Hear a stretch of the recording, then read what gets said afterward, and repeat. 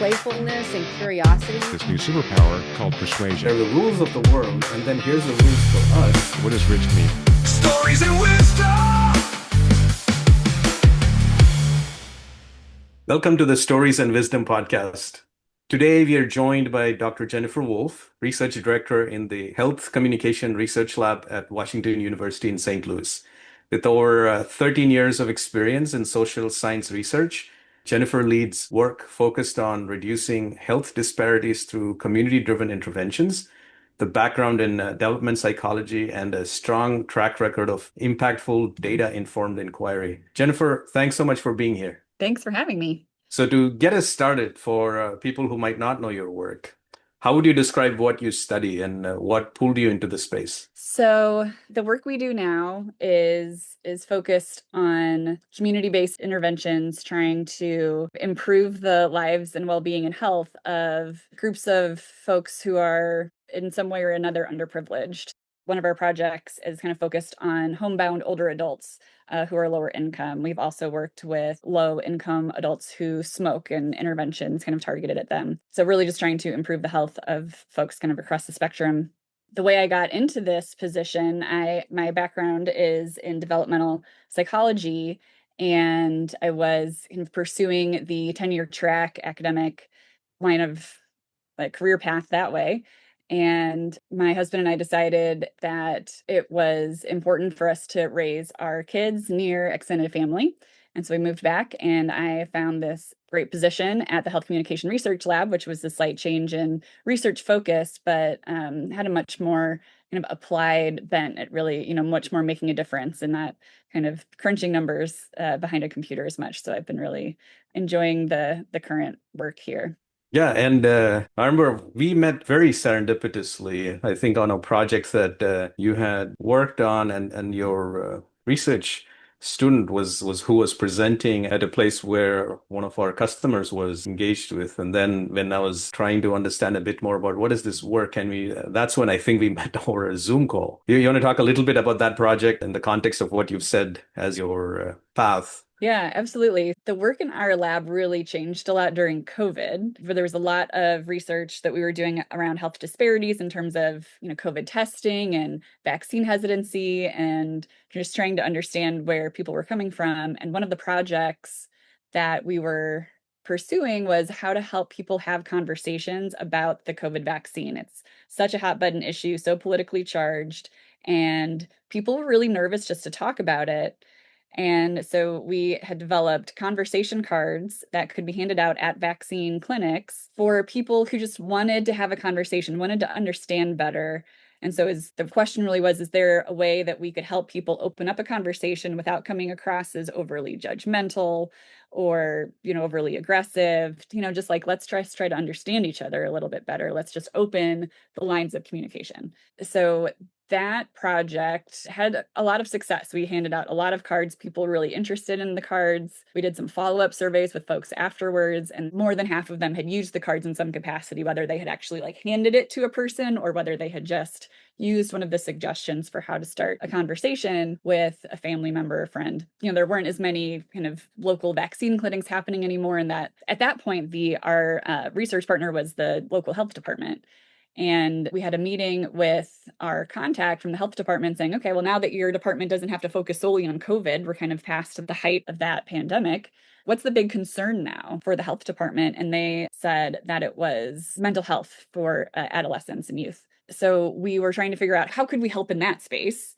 And one of the things that our contact said was, there's a lot of caring adults who have a teenager or young adult in their life, and they know that they're going through something, they know that they're struggling with something, but they don't know how to start that conversation. They don't know what question to ask to say, like, hey, I'm here for you. I want to help somehow. I want to be there for you, but I just don't know how to start that conversation. So we kind of took that conversation card idea from the COVID vaccines and say, okay, let's try conversation starters for adults who want to, talk to teens. And of course, when you're thinking about trying to get a teenager to open up to you, right? You can't just be like, okay, so tell me your deepest, darkest secrets right now. Like teens aren't going to be like, okay, here you go. So we really thought about a more kind of leveling up type of gamified way to have some of these conversations, which I know speaks to you and what you're interested in. So we thought about these different levels of how to have conversations where you start at level one, you start at this kind of ground floor level, and you just get to know each other a little bit.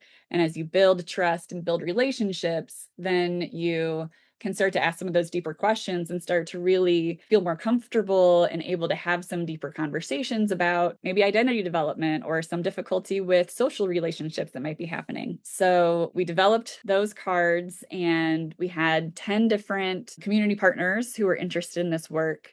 With 3 of them, we did a really close evaluation. So we actually had teens and adults who are working with teens regularly help with the design of the cards. We felt like that was really important to have the community who we wanted to use the cards have a lot of input over what these cards were asking and how they were asking the questions.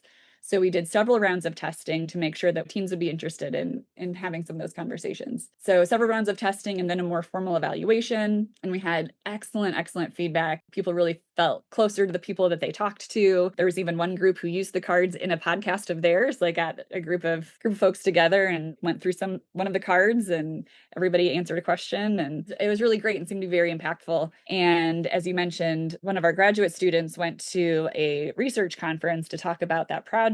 And your client happened to go to that session and got in touch and put us in touch so that we were able to kind of talk about what you were doing, which is much more technologically advanced and kind of involves a lot kind of that gamification style and much more structured way to have those conversations. So it was really kind of exciting to meet you and talk to you about kind of the ways that you've been able to think about the need to have a space where people have a chance to talk and give each other space to talk and react to what somebody's saying and not just wait for their turn to say what they want to say. So it's been really exciting to see that project progress in the way that it has. Yeah, and then usually research studies, they love collaboration and want to share more about their research. So it's a lot easier in terms of starting that collaboration.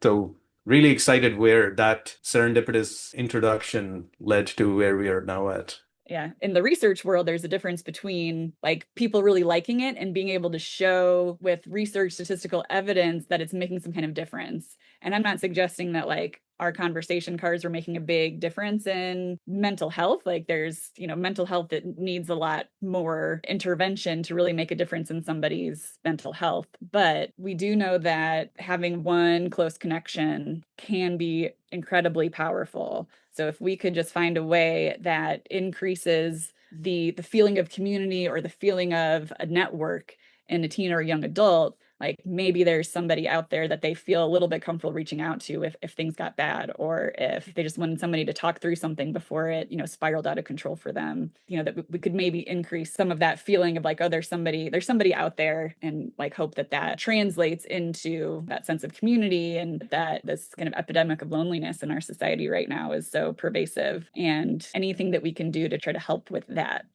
felt really important. Yep. I'll take us into our next segment. It's called Memoir Moment.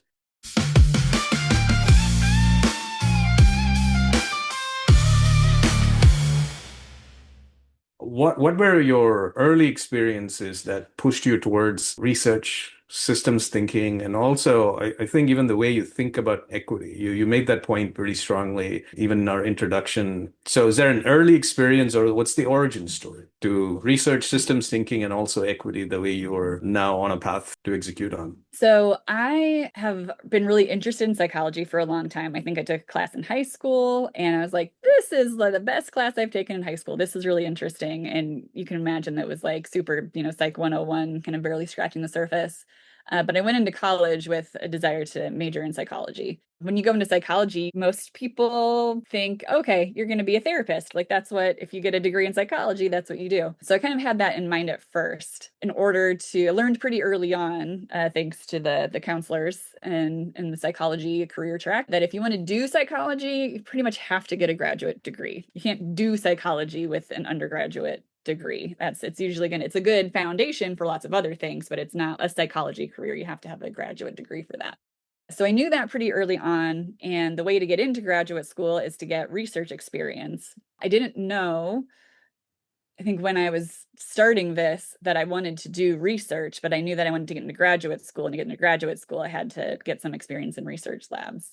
And I worked in two different research labs as an undergrad. And the one that really had the aha moment for me was it was Dr. Laura King, who's a social psychologist. She's written some textbooks. She's pretty cool. She was doing a lot of research on how people make meaning in their lives and feel a sense of purpose. And she had invited the undergrads that she had accepted into her lab to her lab meetings. And we sat there in a lab meeting, and she had an idea about a question that she had. And the lab meeting was spent figuring out how to answer that question. I remember leaving that lab meeting and being pretty blown away by the fact that somebody could have a cool, interesting idea and then figure out how to answer that idea through research. And then, like, over the course of the next several weeks, all the ins and outs of that study was figured out, and we were part of that. And as the undergrads, we were the research assistants who were kind of working one-on-one with the participants and, going to the lab meetings and talking about how all that was going. And like within a semester, we had there was data, there were things that we had answered this question that this professor had. That felt very cool. That felt like that was something I wanted to do. So that really got me into I like research. Research is interesting, being able to have an idea and explore that idea. I like that. The other lab that I worked in was a child development lab. And I think that was, really starting thinking about how do kids turn out the way that they do? Like what happens in childhood and family of origin that matters for outcomes later on. And that was, again, that research lab led by Dr. Amanda Rose. She was so great about involving the undergrads and having lab meetings and, talking about research and really explaining how it worked, what the theories were that we were learning about. And I think that was really important for me to kind of learn that this is how it all works. And, understanding that a lot of research has been done before, but we have this new and different idea, and how can we take that and discover something else and kind of keep discovering new things. So those lab experiences in college were really got me excited about research and wanting, by the time I was ready to go to grad school, graduating, go to grad school, I knew that I wanted to do research. I wanted to be on the research track and not do therapy.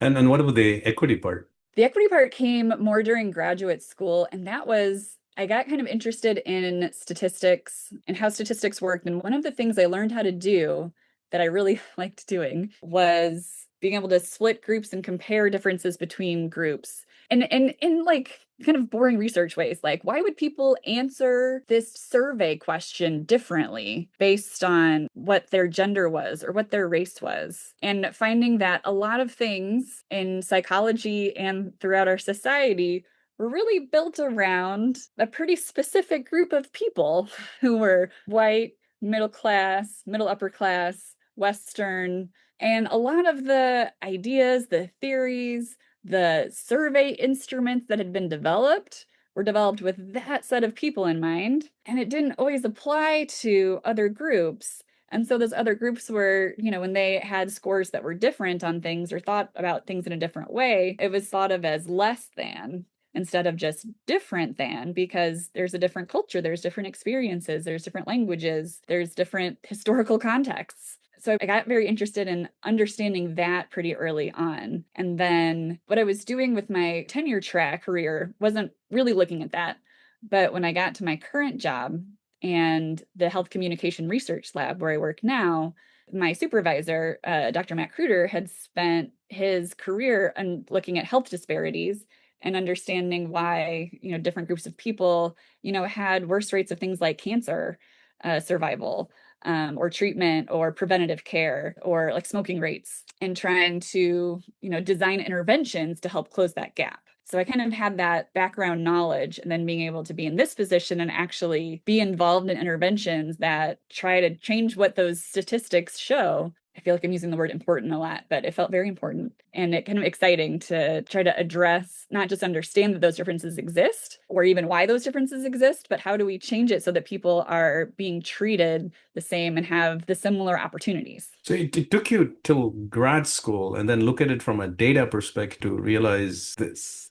I remember even in early elementary school, my parents, dad especially, would make it very clear in terms of, hey, there are the rules of the world, and then here's the rules for us. And you just have to be 3 to 4 times better to be equal. And I was decent enough in math to know like that math did not work out. And it took a few years to realize that was the case because the school that I was in, there was only two people who were not vegetarians. I was one of those two. And that came in a certain level of practices, expectations, and rituals that was extremely alien to me, even getting me into that. And it's a very high ranked school that puts you on a path. To get in, you had to do what you had to do. Let's just say it that way to get in. Because if you answered questions in a different way, you would not get in. And when you're in elementary school, you're not answering these questions. Somebody else is doing it for you. And I do remember an interview that they had to do in kindergarten to allow me to come in. Not everybody had to do that. But I had to do the interview and I clearly did pretty well to get in. And I don't remember any of this. This is all my dad then later on telling me. But the inculcation of there are different rules that we'll have to do to play in. And this is still in a city context in South India. Even then, there were just the different rules. So it's not just the Western, or like this level of inequity exists everywhere in all different forms. And then there are the other levels and layers of it. And I'm just amazed that like, wow, thank you to grad school. I have stories throughout school and when I went to undergraduate in Singapore. That was a very different level of inequity that you would experience. And then US, but the patterns of being a minority and then trying to strive, like the rules were different, but the fundamental principles were very similar. So it was fascinating to hear from your perspective, like you were very data oriented and then you were questioning it with a research bent and saying, okay, let me do a change and therefore get into projects that does that. Yeah, it does speak to, the opportunities. And again, if you're raised in a fairly privileged circumstance, it's not occurring to you that other people are not having the same opportunities as you. Sometimes it can be hard and jarring when that's pointed out. When I was, a professor, I would try to point that out in a gentle way that like, people come from lots of different backgrounds and lots of different contexts. And that matters for the kinds of opportunities that are available to them. And yeah, and some people are working harder and have to do like kindergarten interviews. Like you're going to tell the 5-year-old that you've got to answer questions a certain way, or your whole life opportunity, like your whole life path might end up going in an entirely different direction. It's really striking. Yeah, in fact, I remember one of the interview questions because my dad told me this multiple times later on. They were asking, name 5 vegetables. Again, this is largely vegetarian Brahmin school. And I went carrot, mutton, chicken, fish, and crab. Like, I guess we can teach this guy anyways. Anyway, we'll go to our next segment. It's called a decision do-over.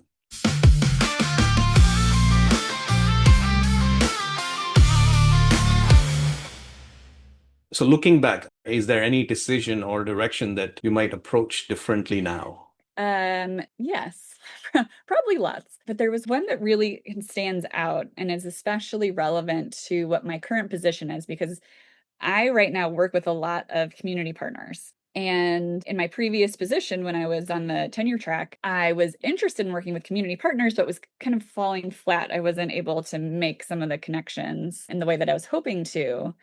And I realized I was the stereotype of the academic who came to the nonprofit and said, "Hey, I'm here now and I have all these things to offer you, but here's how you should do your work."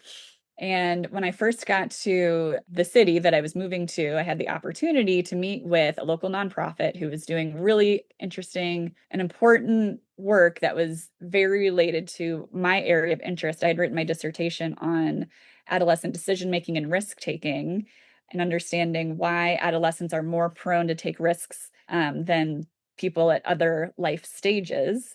And understanding brain development and how that plays a role, as well as social changes in a person's life. And this group was doing work specifically with girls who were justice involved.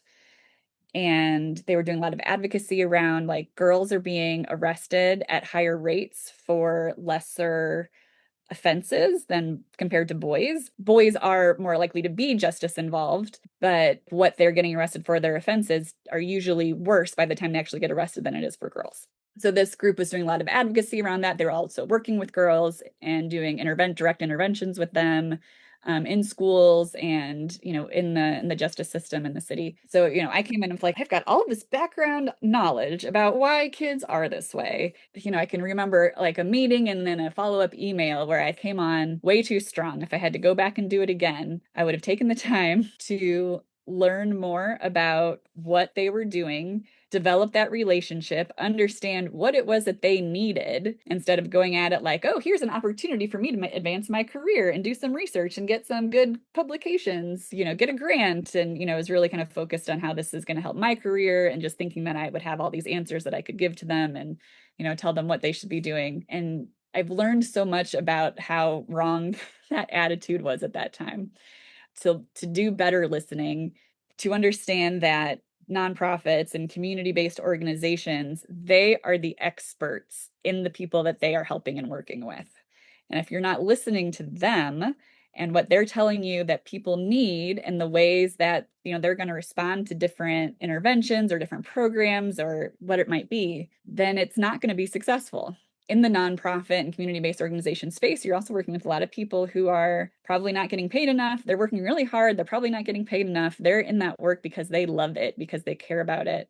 And to go in and say, here's a bunch of other things I want you to do, they're not going to do that. They've got a full-time job and then some. And as an academic researcher, I had resources that I could have offered them if I had taken the time to listen to them and hear about what they actually needed. So I can remember a couple of interactions that I wish I had done differently. I could have had that relationship, could have been involved in that space instead of just kind of standing on the outside and hearing more about it. And I am grateful again to Matt Kruder, my current supervisor. He does such a good job of being a community partner and listening and making sure that our lab is offering something to the community that they find valuable. So I've learned a lot about how to be a good community partner and try to provide things that are needed and helpful. And realizing that, by doing that, you get those rewards that that were very important to me. You get a chance to present the work and share the work and have those positions and those things, that comes along with it if you're not trying so hard for it sometimes. Meeting people where they want to be met, helping them where they want to be helped,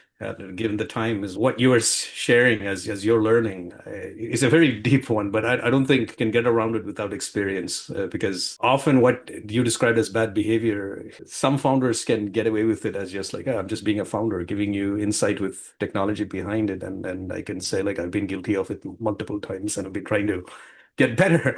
Because even when we were looking at the cards you were having, we have a whole platform that's already built that does this and it's been tested. But the fact that we are still collaborating and engaging makes me want to believe that, okay, we listened, we engaged, and we are still partnering, because eventually change happens when you're collaborating and partnering, even to help people. But the collaboration allows us to dream bigger and have bigger impact. So well, thanks for sharing that story. But I think it is something that all of us can look back and then find that moment and then say, like, I think we've gotten better, but I do wish the first time when we learned this has to change. So looking ahead with big ideas gives us a lead into our next segment, Vision Venture.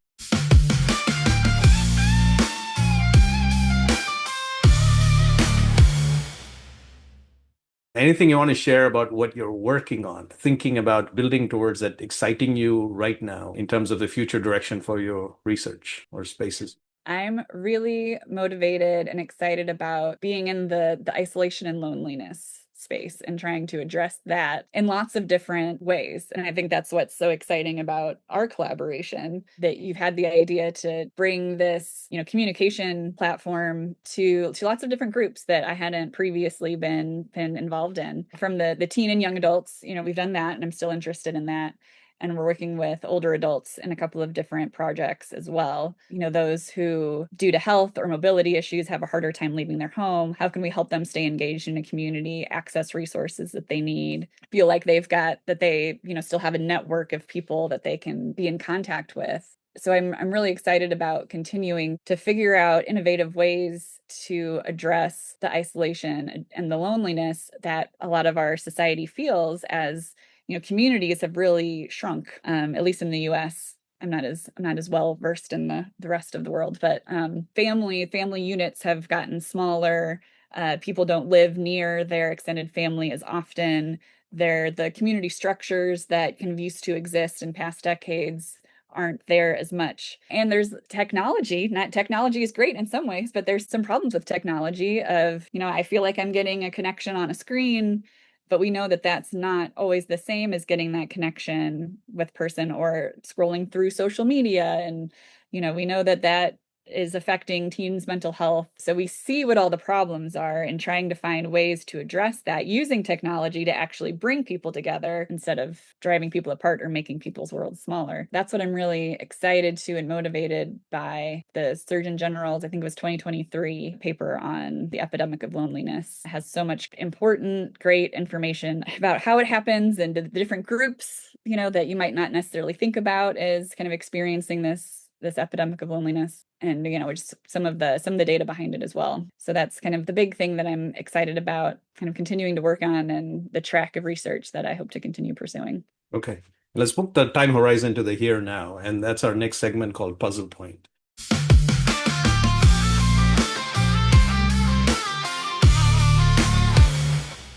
Anything in your current work that you feel is complex, still in motion, that you want to share about a puzzle point that you're working currently on that you can describe? Yeah, I think anytime we're at the intersection of psychology and health. So that in and of itself there's always going to be complicated aspects of that. I'm excited and encouraged by this opportunity, especially with you, to think about a lot of different populations who have very specific needs. And how can we take a general idea, like we need to have more conversations, there needs to be more opportunities to have these connection points, to tell our stories, to feel like people are actually listening to us and hearing us. But what does that look like if you are struggling with a disease that most people in your life have never even heard of before, or most people in the world have never even heard of? Or if you're in the early stages of Alzheimer's or some type of dementia, how do we keep those people from feeling, a patient like that, to keep them from feeling isolated, or their caregivers in either of those populations? How do we help them feel less isolated, and what are their specific needs that aren't being met in terms of that loneliness? So I think it's really thinking about the unique nuances of these different populations. Older adults who get their meals delivered to them at home, and especially with that population, thinking about technology. Like, if it wasn't part of your job to be online all the time, then you might not have any experience with that by the time you're 80 years old in this day and age. Or that could be very intimidating to start at an older age to, try to learn how to use some of these pieces of technology, these opportunities. So there's a lots of little puzzle pieces to think about that I think, having that kind of psychology and understanding that people's backgrounds are different and their needs are different, and like trying to learn what those are, which brings in that, equity piece and that kind of community listening piece, and how all that fits together to address this particular need in lots of folks. Yeah, I mean, and the overall hypothesis that we have here, because we are partnering with you on both of those projects that you're describing, is if there is a loneliness angle to this that is ignored, that's the first hypothesis. And I think we try and we validate that. But if you don't remove that, then the pace at which the rare disease or Alzheimer's might start to reduce your quality of life would be at a higher pace. So if we do remove that or add some value to it, then maybe the power of the disease itself might be lesser because there's the community around you with support. And that part of the psychosocial angle is often missed because the medical angle or the health angle is what's amplified and focused on. And then we're trying to literally say, like, here's the other aspect that's often ignored. And if it's continued to be ignored, it'll be accelerated. If we remove it, then it's just a disease that we are working with, and there's already other health engaged. Like, that to me is the interesting part, which you suddenly goes like, that part can be added to multiple use cases. And I think that's why the 2023 paper from the US Surgeon General's office is extremely powerful, where we can take action on it. Yeah, I think that's such an important point. You think about the resources that a person has, and we usually think about that in terms of health or finances, but also just their cognitive, their emotional kind of ability to keep dealing with something day in, day out. And you can think about that from the caregiver lens, or from, if you've been diagnosed with a rare disease and learning about that, or, early stage Alzheimer's, or you've had a health issue and you can't leave your house anymore. Like, that's so emotionally taxing. And so if you're also then trying to go to doctor's appointments and get treated, like having the kind of strength and stamina and emotional strength to continue to do those things, potentially, like if you've got a community support, or if your quality of life is improved because, you feel socially connected and energized by your community, then that can help with the actual medical issue and is kind of like a bonus cherry on top. The more that you're talking to people, the more that you're communicating with people, the more likely it is you are to hear about other resources or other possibilities that you haven't thought of before, or, different things to seek out, or different organizations that are doing different things. So just the bigger our networks are, the bigger our communities are, I think the better overall it is for a lot of people. And to end this podcast, like, we'll go through our last segment. It's called Game Break.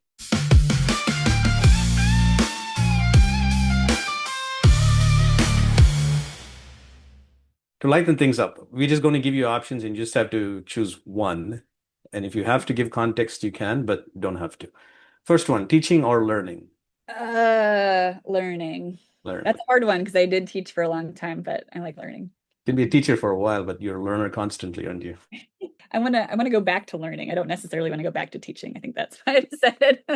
Okay, big data set or focus group? Oh, a big data set for me. Okay, quantitative data or lived experience? Oh, you're killing me here. God, I can't do both. I need both. I'm still a data person at heart. Like, the data speak to me. I recognize that the data don't always speak to other people and they need that story. They need that lived experience. But for me, I like the data. And again, this is the segment where I give a shout out to our showrunner, Sneh Shah, second year grad school student at Carnegie Mellon Tepper School of Business. Consistently, our guests find this part. And then you said, you're killing me. And there was another person who was actually saying, this is hard. I want both. and they couldn't choose. That's the research that she put in to make sure that even options where it's a rock and a hard place to choose. Well done. You found our pressure points. That yes, those are the like, we need both. We can't choose. Okay, next one. Collaboration or deep solo work? Oh, collaboration. That one's easier. Before we wrap, thank you for your thoughtfulness and clarity you brought to the conversation, and then all the stories that you went in and the details that you engaged. So where can listeners follow your work or find out more about what you're exploring? The best place to find some of the papers we've published and current projects would be our lab website. So I will share that afterwards. And thanks to all of our listeners for listening. We'll be back soon with more questions, more stories, and more wisdom from some more guests. Playfulness and curiosity. This new superpower called persuasion. They're the rules of the world, and then here's the rules for us. Real deep pink. That was a very different level of inequity. What does rich mean? Stories and wisdom we write.